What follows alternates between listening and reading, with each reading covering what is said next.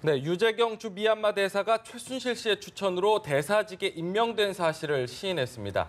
대사는 국가를 대표하는 얼굴인데요. 여기까지 비선이 개입한 사실이 확인돼 충격을 주고 있습니다. 한편 박한철 헌재소장이 퇴임하면서 박 대통령 탄핵 심판은 8인 재판관 체제로 진행이 되는데요. 오늘 10차 변론이 탄핵 심판의 속도와 추이를 가늠할 중대 분수령이 될 전망입니다. 오늘 두 분의 전문가 모셨습니다. 장성우 건국대 교수, 차재원 부산 가톨릭대 초빙 교수 나오셨습니다. 안녕하세요. 네, 안녕하세요. 어서 오십시오. 네, 조금 전에 이제 저희가 현장을 연결했는데 최순실 씨가 두 번째로 이제 특검에 강제 소환이 됐습니다. 첫 번째 업무방해였다면 이번엔 알선수재 혐의인데요. 네. 어제 이제 유재경 주 미얀마 대사가 출석을 하면서 본인은 전혀 이 추천된 사실과 관련해서 모른다겠다. 오전에 바로 특검에서 진술을 시인을 했습니다. 네. 최순실 씨의 면접까지 직접 보고 충성맹세까지 했다. 이런 사실이 좀 알려져서 굉장히 좀 충격적인 사실이 좀 드러났어요. 어떻게 보셨나요? 글쎄 그걸 뭐 면접으로 봐야 될지 또 충성맹세로 봐야 될지 그것은 이제 보는 시각에 따라서 다른 것 같은데 네. 최순실 씨가 유재경 미얀마 대사를 추천한 것은 사실인 것 같습니다. 네.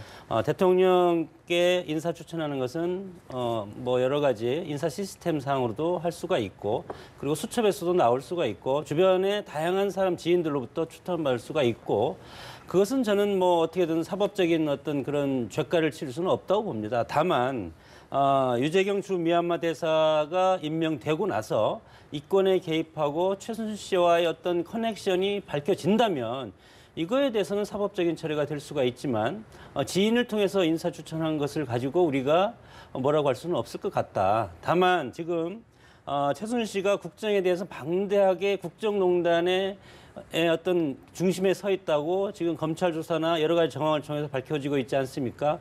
그럼에도 불구하고 이것은 사법적인 어떤 팩트로서 이것을 확인을 해야 될 것이지 이것을 우리가 이제 정황으로 물론 이것이 이제 국정농단이 한 팩트라든가 어떤 그 정황은 될 수가 있지만 그것을 일단은 검찰 특검 조사를 통해서 이것을 밝혀야 된다고 봅니다. 그러면은 그 현장에서 전문성이 없고 뭐 이런 부분에 대해서는 범죄 사실이 드러나지 않는다면 책임질 부분은 없지만 그 과정에서 천거되거나 뭐 추천되거나 이 과정에 대해서는 외교관을 이렇게 추천한 부분에서 전혀 뭐 문제될 것은 없다 이렇게 보고 계신 거군요. 그것은 뭐 결론을 통해서 보면 네네. 외교의 문외한이라고 해서 네. 하면은 문제가 되겠지만 그러나 임명권자가 대통령이 임명을 했기 때문에 임명장을 수여하지 않았습니까? 임명장을 수여한 순간부터는 인사가 이루어졌다고 보는 겁니다. 지금 미얀마와 관련된 전혀 전문성도 확인되지 않았고 뭐 이런 부분에 대해서 지적하는 부분에 대해서는 어떻게 보시나요? 그럼에도 불구하고 그것은 통수권자가 그렇게 인사를 한 것이 결정이다. 문제고 통수권자 차원이지 네네. 물론 결과적으로 보면 그것을 우리가 비판을 해야 되겠지만 법적으로 하자는 없다고 봅니다. 법적인 하자는 없는 것이다. 어떻게 좀 보시나요? 뭐 대통령이 그 외교관 특히 그러니까 이 제외 공관장들에 대해서 인사권을 갖고 있지 않습니까? 그렇기 때문에 그 중에서 이 한 뭐 제가 알기로는 한 10% 뭐 많을 때는 한 20% 가까이도 특임 공관장이라고 해서 이 상당히 우리나라 뭐 장차관을 지냈다든지 뭐 장성 출신이라든지 뭐 또는 또 기업인들 출신들 중에서 그 나라와의 관계를 고려해서 이렇게 임명하는 경우도 있습니다. 그런 경우는 특임 공관장이라고 그러죠. 그런데 이제 그렇기 때문에 유재경 지금 미얀마 대사 같은 경우도 해외에서 오랫동안 그 전문 이 경영인으로서 또 활동한 경력도 있고 또 미얀마 같은 경우는 지금 이 동남아의 새로운 신흥 개발국이지 않습니까? 그런 측면에서 본다고 한다면 뭐 기업인 출신을 보내는 부분도 뭐 그렇게 그러니까 그렇게 꼭 삐딱하게 볼 수는 없다고 볼 수 있습니다만, 근데 문제는 유재경 이분이 미얀마에 한 번도 근무한 경험이 없습니다. 그리고 또 무엇보다도 지금 이제 이 유재경 대사를 추천한 분이 최순실이라는 사람이 아닙니까? 그 최순실 씨는 이때까지 보면 모든 국정농단에 개입해서 자신의 사적 이익을 챙겼던 사람인데 이러한 부분들에 대해서 물론 뭐 박근혜 대통령은 몰랐다고 이야기는 하지만 그러나 지금 이제 여러 가지 정황 증거를 본다고 한다면 지금 안종범 수석 같은 경우는 이 지금 박근혜 대통령이 미얀마의 사업에 이 지금 K타운 사업, 그러니까 지금 한류 기업들을 입점시키는 사업에 상당히 좀 신경을 써서 해라, 전폭 지원하라. 그래 지금 이야기를 했다는 걸 보면 지금 그 박근혜 대통령도 최순실 씨의 아마 그런 영향을 받아서 그런 지시를 한 개연성이 상당히 농후해 보여요. 그렇다고 한다면 결국은 그럼 최순실 씨의 개인적인 이익을 그러니까 채워주기 위해서 박근혜 대통령이 자신이 특임 공관장 임명권을 개인적으로 사용한 것이 아니냐, 그러한 의혹이 커지는 사항 아닙니까? 이 부분이 만약에 이 특검에서 이 제대로 밝혀진다고 한다면 대통령의 탄핵 사유 중에 하나인 국민주권 위반, 이 국민주권주의 위반에 해당되기 때문에 이 하나만으로도 탄핵이 성사될 수 있다는 것이 헌법 그 관련 학자들의 일치된 의견이거든요. 그렇기 때문에 이 수사가 절대 간단치 않을 것이고 이 파장 자체도 상당하게 이 큰 영향력을 미칠 것이다. 저는 그렇게 보고 싶습니다. 네. 이제 핵심적인 것은 그거죠. 지금 현재에서도 비선 조직에 따른 국민주권제 법치주의 국가 위배가 제1항 아니겠습니까? 예. 이것이 핵심인데 특히 비선 조직과 권한남용이 어느 정도 이루어졌냐, 여기에 대통령이 개입했냐, 그것은 특검에서 팩트를 통해서 밝혀줘야 됩니다. 그러나 팩트를 통해서 밝혀줄 게 없다고 봅니다. 대통령 입장에서는 인사 시스템상 올라오고 인사 검증을 시켜서 이상이 없다고 했기 때문에 참모들이라든가 청와대 시스템에서 이상이 없다고 했기 때문에 나는 임명장을 줬다. 네. 그러면 누가 할 말이 있겠습니까? 오히려 그렇게 된다면 참모들한테 대통령이 기망당한 것 아니겠습니까? 법적인 용어로 하면. 그런 상황에서 물론 특검에서는 검찰의 어떤 특성상 대통령을 지금 겨냥하고 있지 않습니까? 네. 그것이 수사의 목적 아니겠습니까? 그런 차원에서 대통령과의 연계성을 끊임없이 밝히려고 하는데 이것 또한 최순실이 본인이 만났고 본인이 추천했다 하더라도 안종범이나 뭐 청와대 3인방한테 추천했지 않겠습니까? 추천했다 하더라도 대통령은 나는 그 사실은 모른다. 이렇게 하면 더 이상 입증할 수 있는 방법이 없다고 봅니다. 그러면 정황상으로 이것을 판단을 해야 될 텐데 사법적인 결정을 정황상으로 하는 것은 없습니다. 사실주의에 입각해서 해야 되기 때문에 그러면 청와대에서 일하는 모든 것이 다 대통령의 통치행위라고 볼 것이냐, 이렇게 봤을 때는 과연 대통령은 처벌을 해야 되냐 마냐 되냐, 그것은 이 위법적인 사항이 있냐 없냐 이것을 따져야지 임명 자체를 가지고는 할 수 없다. 저는 그렇게 봅니다. 네. 아니 그러니까 뭡니까 나름대로 이게 지금 특임 공관장을 임명하더라도 공직기강 뭐 이런 시스템에 의해서 검증은 다 하죠. 검증은 하는데 대통령이 이렇게 특임 공관장에 대해서 상당히 정무적 판단에 의해서 이렇게 결정을 한번 하면 지금 유재경 이 대사 같은 경우도 뭐 크게 다른 하자가 없는 분으로 보입니다. 그렇기 때문에 이 뭐 검증 시스템 충분히 통과할 수 있죠. 뭐 지금 이제 뭐 나름대로 영어를 잘하느냐 뭐 그런 부분도 있지만 개인적인 도덕성의 문제, 네. 그리고 경력상의 문제 이런 것들을 본다고 한다면 충분히 앞서도 제가 설명했듯이 이 특임 공관장 같은 경우는 지금 이 미얀마 같은 경우는 지금 이 옛날 군정 종식이 군정 통치가 네. 종식이 되고 민주화된 나라로 지금 변하고 있는 과정 아닙니까? 네. 그렇다고 하면 경제 개발에 대한 여러 가지 그 지금 가능성이라든지. 가능성이나 게 네. 있기 때문에 이런 기업인을 임명한 부분에 대해서 대통령 의지를 그렇게 밝히면 네네. 청와대의 이 공직 이 검증 시스템은 그냥 그렇게 받아들일 수밖에 없습니다. 근데 문제는 뭐냐고 한다면 지금 최재경 이 대사의 임명에 대해서 최순실 씨가 외감 최재경 대사를 임명했느냐는 거죠. 그것은 지금 유재경. 최순실 씨가 ODA라고 공적 개발 원조 자금이 우리나라가 작년 같은 경우도 2조 4천억 정도가 지금 각 그 나라의 그 해외 개발도상국에게 지금 지원을 했는데 그 중에 지금 미얀마의 K타운 사업 자체가 예. 760억이라는 돈이 예산이 들어갈 예정이었다는 거죠. 그걸 노려서 지금 그 유재경 대사를 그러니까 추천을 했고 그 부분에 대해서 대통령 설사 몰랐다고 하더라도 그 이후에 앞서도 제가 말씀드린 것처럼 지금 안종범 수석의 진술에 의하면 대통령이 미얀마 그 K타운 사업을 전폭적으로 지원하라고 이야기를 했다고 한다면 이 부분에 대해서 과연 대통령이 어떤 식으로 책임을 질 수밖에 없는 것이다. 네네. 그것이 형법적으로 책임을 뭐 설사 피해 간다 하더라도 탄핵 심판에 있어서는 대통령이 이 최순실 씨의 사적인 그런 이 계획을 이익을 위해서 대통령이 적극적으로 나선 그런 꼴이 됐다고 한다면 네. 이거는 대통령이 국민들이 위임한 이 지금 권력을 대통령의 자기 비서실세를 위해서 사적으로 사용한 그런 형태가 된다고 한다면 네. 탄핵 심판에는 상당한 영향을 미칠 수밖에 없다는 거죠. 네. 참 많은 인물들이 나오니까 이제 인물 이름들이 좀 헷갈리는데요. 이제 최재경 대사가 아니라 유재경 대사라는 걸 저희가 좀 말씀을 정정을 드릴게요. 좀 이제 네. 대통령의 책임선에 있어서 장관이 잘못하면 장관이 책임을 지고 구속당해야 되는 거 아니겠습니까? 임명 시점까지의 문제는 대통령의 문제라고 할 수 있지만 저는 임명 시점까지는 인사 시스템을 통과했기 때문에 네, 네. 임명장을 수여한 이상은 대통령 책임은 없다고 봅니다. 네. 그럼 다만 임명한 이후에 설령 최순실 씨가 여러 가지 이권에 지금 유재경 대사와 커넥션이 이루어졌다면 대사와 최순실 씨가 사법처벌을 받아야 되는 것 아니겠습니까? 네. 그런 상황에서는 이것은 상당히 특검이 대통령과의 어떤 연관성을 캐는 것은 상당히 어렵지 않나 저는 그렇게 이제 판단이 됩니다.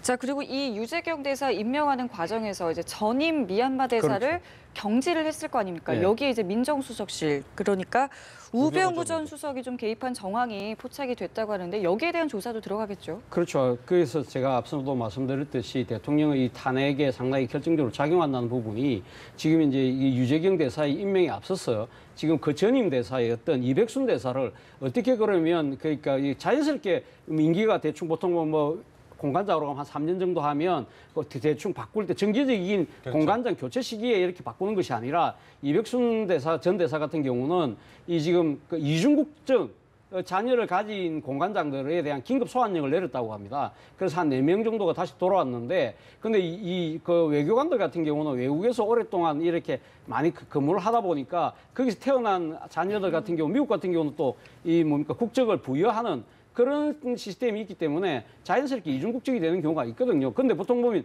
이중국적이 왜 문제가 되냐면 그 이중국적의 자녀들이 군대를 안 가려고 하는데 악용하는 측면이 있는데 이백순 대사가 아들 같은 경우는 군대도 정상적으로 다녀오고 해외 파병까지 갔다 왔다는 거 아닙니까?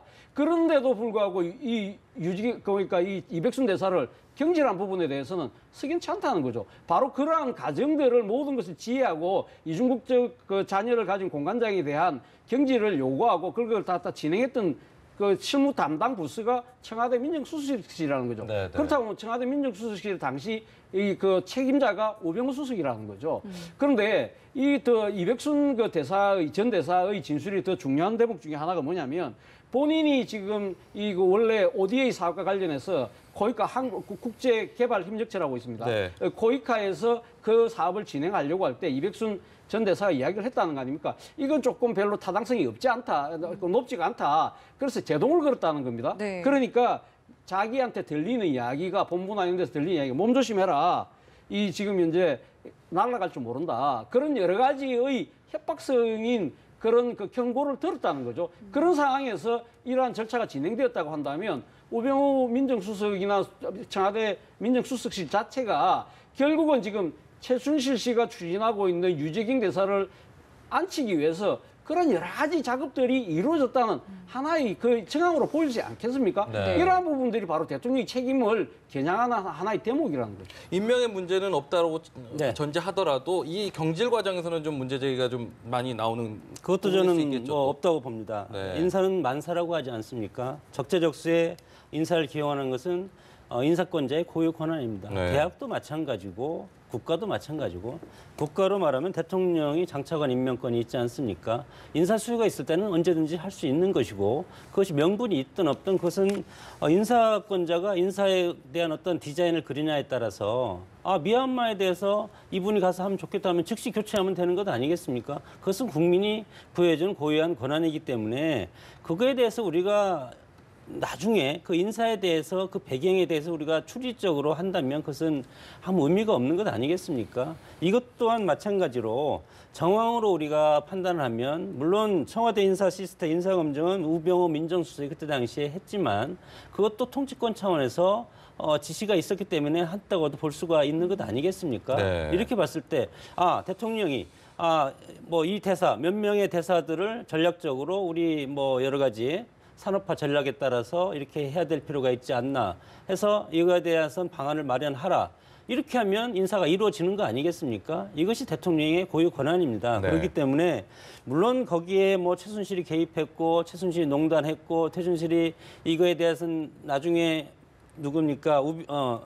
유재경 대사를 집어넣기 위해서 이렇게 농단질을 했고 물론 그것은 뒤에서 우리가 정황으로 판단하는 것이고 그럼에도 불구하고 우리는 공적으로 봐야 되지 않겠습니까? 그러니까 모든 정황에 최순실 씨가 중간에 껴있더라도 최종 결단은 대통령이 대통령이 결정을 하는 그렇기 겁니다. 때문에 모든 그 정황에 대해서는 문제 제기할 부분은 없다. 없고 다만 법적인 책임은 없다 이렇게 얘기해요. 이런 비리적인 것을 검찰 특검이 예. 이런 대통령과 커넥션을 만들어낼 수는 없다고 봅니다. 네. 이미 청와대에서 이것은 이루어진 것이기 때문에 네, 그럼 네. 뭐 어떻게 무슨 방법이 있겠습니까? 다만 특검이 할 일은 이분들이 어떤 커넥을 가지고 어떻게 비리에 개입했고 서로 공모를 한 그런 현장이라든가 자료, 팩트 이런 것을 수집해서 이것을로 통해서 사법적인 처리를 해야 된다고 그럼 봅니다. 그 팩트는 금전 거래 부분이나 뭐 이런 부분이 돼야 될까요? 어떤 부분일까요? 그렇죠. 금전이라든가 문서라든가 네. 녹취라든가 구체적으로 서로 지시하고 공모한 혐의 이런 것들을 다 찾아내야 되는 것이 검찰의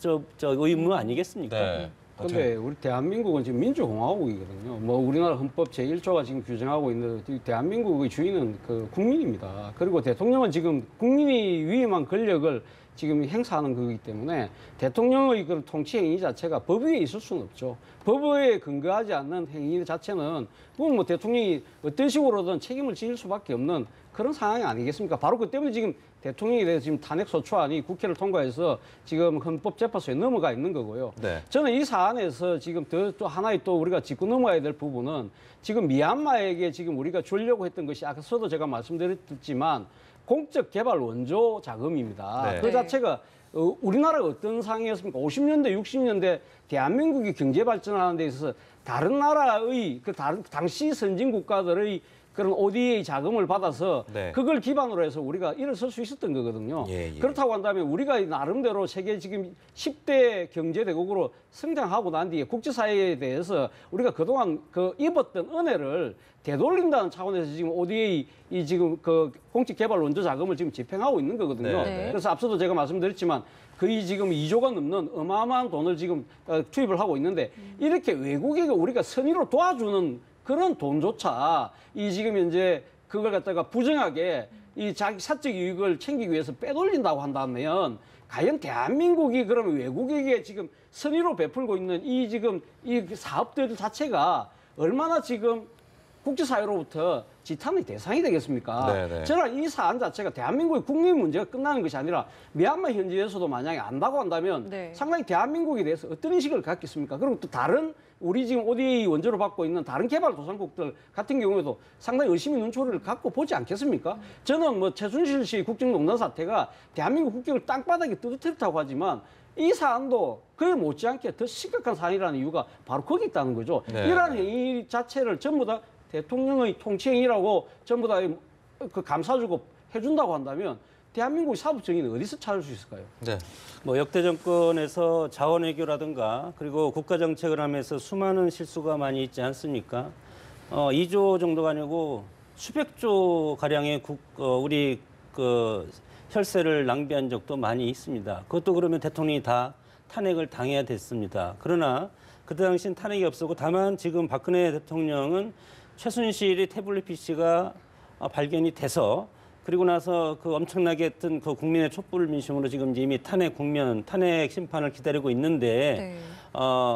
국가를 경영하다가 어떻게 보면은 글로벌 무한 경쟁에서 우리가 도전적으로 외국의 여러 가지 자원 사업이라든가 이런 것을 하다가 수많은 실수를 많이 했습니다. 사실은 노무현 정권 때도 그렇고 이명박 정권 때도 그렇고 그러면 그것이 다 대통령이 책임을 다 져야 됩니다. 사실은 그러나 그것은 국가 정책을 하다가 경쟁력이라든가 여러 가지 그동안에 우리가 여러 가지 인포메이션 정보가 어두워서 이거에 대해서 실패하고 그러면 그냥 묻어주지 않습니까? 네. 그러나 이것도 마찬가지입니다. 제가 이것을 뭐 묻어주자는 것이 아니고 특검이 밝힐 것은 구체적인 범죄 사실을 밝히라는 겁니다.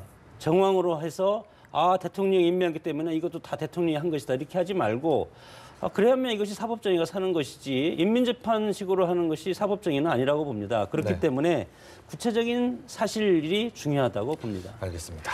이렇게 근데 특검이 네네. 네. 인민재판이라는 말씀은 조금 좀 심하신 것 같은데요. 지금 뭐 특검이 지금 하고 있는 것이 지금 이제 이 뭐 여러 가지 그 다수 국민들의 뭐 요구에 의해서 그렇게 하는 건 아니지 않습니까? 나름대로 구체적인 뭐 정황이나 증거가 있고 또 증언들이 있기 때문에 그걸 뒷받침해서 지금 유재경 그 미얀마 대사를 소환했었고, 그리고 또 이 부분에 대해서 그렇게 추궁을 하니까 유재경 대사가 또 자신의 이야기를 뒤집으면서 진실을 실토할 수밖에 없는 네. 그런 상황이었다고 한다면 그것이 무조건 뭐 인민재판식으로 몰아가는 그런 상황은 아닌 것 같고요. 그리고 앞서도 말씀하신 뭐 여러 가지 그 자원 비리, 그러니까 해외 자원 개발과 관련된 비리 부분, 물론 그런 부분이 있었죠. 그래서 박근혜 정부가 사실은 해외 자원 비리에 대해서 강하게 수사를 했었죠. 그러나 뭐 여러 가지 검찰의 능력이 모자라는지 모르겠지만 제대로 밝혀내지 못한 측면은 저도 상당히 미흡하게 생각합니다. 그러나 그렇다고 해서 그것도 무죄로 다 이렇게 면죄부를 받았던 것은 아니거든요. 잘못된 부분에 대해서 검찰이 제대로 증명을 못 해냈기 때문에 그것이 이렇게 된 상황이지만, 만약에 그 상황에서도 뭐 당시의 대통령들이 깊숙하게 개입해서 자신의 비선 실체나 자기의 개인적인 이익을 취한 증거가 드러난다고 한다면 거기에 대한 법적 추궁도 당연히 따랐겠죠. 그러나 그러한 부분들이 검찰이 제대로 밝혀내지 못한 부분, 저도 앞서도 말씀드린 것처럼 미흡하게 생각하지만 그 사안과 이 사안을 그냥 똑같이 보는 부분은 저는 조금 인식은 잘못된 것이 아닌가 생각해요. 네. 권력형 비리, 과거에 뭐 전두환 정권 때도 권력형 비리 많이 있었고, 권력형 비리는 똑같이 봐야 됩니다. 똑같이 봐서 재판까지 끝나 봐야지 그 결과를 알 수 있지 않습니까? 알겠습니다. 검찰의 기소를 가지고 모든 것을 유죄로 하면 네. 그러면 재판부, 법원이 필요 없습니다. 알겠습니다. 법원이 있는 것은 똑같은 양쪽에 피의자도 똑같은 기회를 줘서 서로 예를 들어서 내가 사람을 안 죽였는데 사람을 죽였다고 하면 네. 그것을 법정에서 안 죽였다는 것을 증명해서 명명백백하게 밝히는 것이 사법제도 아니겠습니까? 거기까지는 우리는 기다려야 된다고 봅니다. 그러면 이제 좀 한 가지 궁금한 게, 지금 뭐 안종범 수석이라든지 이런 정황 수첩들이 계속 나오고 있고 어떤 진술이 좀 바뀌는 부분도 있고 이렇게 좀 정황이 확인되는 사실들 있지 않습니까? 네. 이 부분에 대해서 사실은 굉장히 좀 다 부인을 하고 또 수사에도 협조를 해서 아니라고 확인해 줄 수 있는 부분에 대해서 거부하는 부분에 대해서는 어떻게 보세요? 그것도 본인이 방어권이 있지 않습니까? 방어권 항범권도 차원이죠. 있고 무기 대등의 원칙도 있고 네네. 법적으로 그리고 또 묵비권을 행사할 수도 있지 않겠습니까? 그것은 이제- 우리가 예를 들어서 최순실 나쁜 사람이야, 국정농단했어. 그러면 다 그렇게 해서 처벌을 하면 되는데 본인은 그렇게 안 했다고 주장하면 그것은 사법부에서 밝혀야 된다고 봅니다. 네. 그렇기 때문에 민주주의는 시간이 많이 필요하고, 그리고 1심, 2심, 3심까지 가고 또 나중에 대통령이 또 사면도 하고 이런 권한을 주는 것은 억울한 면이 있을 수도 있겠다, 이런 것들을 하는 것이지, 죄를 지면 엄하게 처벌을 해야죠. 다만 그 처벌을 하는 것은 사실주의에 입각해서 처벌을 받아야 된다. 그 사실을 누가 판명하냐, 그것은 사법부, 재판관이 판결한다고 봅니다. 알겠습니다. 자, 이렇게 뭐 특검은 계속해서 속도를 내고 있고요. 그것만큼이나 이제 조기 대선은 가시화되고 있다는 모습인 것 같습니다. 그래서일까요? 반기문 유엔 사무총장이 어제 개헌을 논의로 한 협의체 구성에 대한 어떤 제안을 했고, 여기에 대해서 이제 여야는 모두 좀 약간 시큰둥한 반응인 것 같아요. 그렇죠. 그러니까 반기문 전 총장이 기국일성으로 이야기했던 게 정치 교체였지 않습니까? 그래서 정치 교체를 하기 위한 나름대로 하나 수단으로 지금 개헌을 자신은 들고 나오고 그 자신의 그 제안의 순수성을 이야기하고 있지만, 이 다수의 지금 정파들은 느끼기에 반기문 총장이 이 지금 이 보수에서 진보까지 모든 아우르는 강폭 행보를 하는 것 자체가 정체성이 없다는지, 도대체 무슨 정치를 하느냐고 하는지 그런 여러 비판들이 따르고, 그럼에 따라서 빅텐트 자체가 지금 제대로 지금 그 설치가 제대로 안 되는 네. 상황이 되다 보니까 결국은 개헌을 고려를 해서 권력을 나누고 임기 단축을 통해서 뭔가 지금 협치를 하자는 그러한 방안으로 나가려고 하는 것이 아니냐. 결국은 지금 그 반기문 전 총장의 입장 자체가 상당히 조금 어려워짐에 따라서 내놓은 고육지책이다. 네. 그렇게 보기 때문에 사실 진정성이 좀 떨어진다고 보는 거죠. 그리고 실질적으로 지금 반기문 전 총장이 이야기하는 대선전 개헌이라는 부분에 대해서 사실 이 시간도 사실 물리적으로 시간도 그렇게 많지는 않고, 무엇보다도 각 정파들이 생각하고 있는 개헌에 대한 생각 자체가 서로 합의를 이루기에는 지금 넘어야 될 빅들이 너무 많다는 거죠. 결국은 그 반기문 전 총장의 개헌론 자체는 자신의 입지 보강을 위한 하나의 전술이라는 그러한 인식에 많은 그 정파들이 공감하고 있기 때문에 선뜻 나서지 않고 있는 것 같습니다. 무엇보다 이제 사실은 국회 내에 개헌을 논의할 기구가 분명히 있는데 왜 밖에서 그러냐, 야당에서 그렇게 지적을 했거든요. 이 부분에 대해서 어떻게 보세요? 안타깝습니다. 한마디로 안타깝은데 반기문 전 사무총장이 박근혜 대통령의 탄핵을 예측하지 못한 것 같습니다. 자기가 사무총장을 끝내고 들어오면 새누리당에 안정되게 들어가서 거기에서 경쟁만 하면 될 줄 알았는데 상황이 전혀 다른 상황으로 바뀌어 있지 않습니까? 권력적인 지형이 쌓인 데 와서 머리만 들어와서 하면 지휘만 하면 될 줄 알았는데 이것은 지휘가 아니고 무에서 유를 창조하는 창조적인 파기까지 해야 되는 이런 위치가 왔기 때문에 이것을 극복하기는 상당히 어렵다. 그래서 저는 시기를 상당히 놓친 것이 아닌가. 이렇게 준비가 안 됐다고 봅니다. 지금까지 현재는. 그래서 안타까운 것이 외교안보 그리고 공직 경험 상당히 중요한 자산이고 우리 국가로서는 사실 잃으면 안타까운 그런 부분이 반기문 유엔 사무총장이 가지고 있는데 지금의 현실이 녹록치가 않다. 왜 불쑥 개헌을 들고 나올까? 이것은 준비가 안 됐다는 저는 방증이라고 봅니다. 왜냐하면 도전자 입장에서 판을 바꾸는 룰을 요구한다면 도전을 받는 입장에서 받아주겠습니까? 도전자는 항상 정해진 룰에 공격해가지고 그것을 획득하는 것이 도전자의 자세인데 반기문 전 유엔 사무총장은 지금 도전자라는 자세를 아직은 실감하고 있지 않는 것 같다. 이렇기 때문에 받아주지 않을 걸 가면서 이걸 한다는 것은 제3세계 제3지대의 어떤 빅텐트 물론 말은 좋지만 어렵다고 봅니다. 개헌도 저는 어렵다고 봅니다. 왜? 그 문재인의 민주당이 이거에 대해서 허락할 수 있겠습니까? 판이 흔들리면 자기가 대통령이 안 될 가능성이 더 많아지는데 이런 상황에서 지금 잽을 던지는데 지금은 잽을 던질 필요가 없고 어떻게 하면 제1의 대세론을 하는 문재인 대표를 꺾을 여러 가지 어떤 급수를 때릴 수 있는 네. 스트레이트나 훅이 필요한데 잽을 던지고 있는 것이 아닌가. 그것은 그럴 수밖에 없기 때문에 지금 이제 불가항력적으로 그렇게 하는 것인데 저는 그래도 정도를 가야 된다고 봅니다. 자신이 보수를 할 것이냐 진보를 할 것이냐. 국민 모두의 대통령이 되겠다고 하면 네. 한국에서 대선에서 이길 수가 없다. 네. 왜냐하면 네. 그런 상황이기 때문에 지금 여러 가지 전략적으로 무리수를 많이 두고 있는 것 같습니다. 그러면 혹시 이제 말씀 중에 이제 정도를 가야 된다라고 얘기했는데 네. 촛불 시위와 관련해서도 사실은 처음에 귀국했을 때 얘기는 굉장히 그 민심이 반영된 것이다라고 얘기했는데 네. 어제 이제 기자회견을 통해서는 좀 변질된 부분이 있다. 이 부분에 대해서는 어떻게 좀 해석을 해봐야 될까요? 그러니까 우왕좌왕하면서 노선을 계속 수정하는 것이죠. 지도자가 말 바꾸는 것은 신뢰를 떨어뜨리고 정치는 곧 신뢰 아니겠습니까? 네. 신뢰 없는 지도자가 되는 겁니다. 네, 네. 애초에 촛불을 했다는 것은 국민을 통합시킨다는 그런 측면에서 촛불에 대해서 긍정적으로 봤는데 어제 촛불에 대해서 부정적으로 본 것은 민노총이라든가 극좌 어떤 진보 측에서 많이 이것을 주도한다고 보기 때문에 일단은 보수 쪽으로 약간 트는 것 같습니다. 왜냐하면 문재인 대표의 반대적인 빅텐트에 서야 되기 때문에 네. 그러면 어떤 결과가 오냐면 안철수라든가 국민의당 같은 경우는 여기에 합류할 수가 없습니다.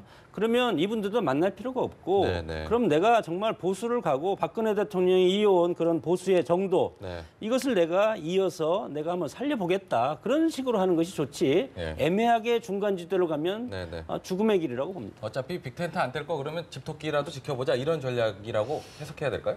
그런 전략을 지금 이제 전략 수정을 조금 생각하고 있는 것 같아요. 네네. 오늘 지금 조간신문에 보니까 그 측근으로 알려진 김숙 네. 전 대사가 한 이야기가 나오더라고요. 그래서 지금 제3지대보다는 독자 세력화를 하겠다. 독자 세력화를 해서 지금 새누리당에서 중정권 의원을 비롯해서 이탈하는 의원들을 규합을 해서 그 세력을 가지고 일단은 지금 이 느슨한 정치 형태를 세력을 갖고 가면서 이 바른정당이나 국민의당과의 통합을 시도하려는 모양입니다. 그러나 네. 국민의당 입장에서는 반기문 전 총장이 어제도 촛불 민심을 저렇게 변질됐다고 이야기한 상황에서 국민의당이 그걸 지금 이런 상황에서 반기문 전 총장과 손잡기는 좀 난망할 것 같고요. 네, 그렇다고 네. 한다면 지금 결국 반기문 전 총장과 연대할 수 있는 세력은 바른정당이 되지 않을까. 그러면 전 총장 입장에서는 바른정당 입당을 하든 아니면 바른정당과 연대해서 나름대로의 이 스몰 텐트 속에서의 경선을 해서